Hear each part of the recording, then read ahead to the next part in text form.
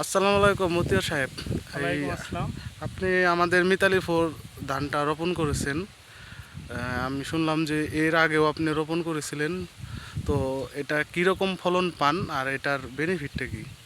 এটা ফলন খুবই ভালো হয়, প্রায় ডিসমিলে 1 মণ করে ধান হয়। আর এই ধানটা এই জন্য বুনি আমরা, ঝড় বৃষ্টি আসতেও তেমন একটা ধান পড়ে না, যার কারণে এই ধানের প্রতি আমরা খুবই আগ্রহী মনে হয়।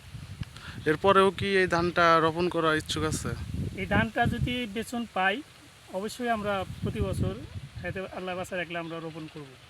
আমাদের কোম্পানির নামটা জানা আছে আপনার? না, কিন্তু আপনাদের কোম্পানির নাম সঠিক আমার জানা নাই, কিন্তু মিতালি ফোর্ট নামে আমি পরিচিত আর কি। পরিচিত আর কি, এই হিসাবে এই ধানটা আমি বলি।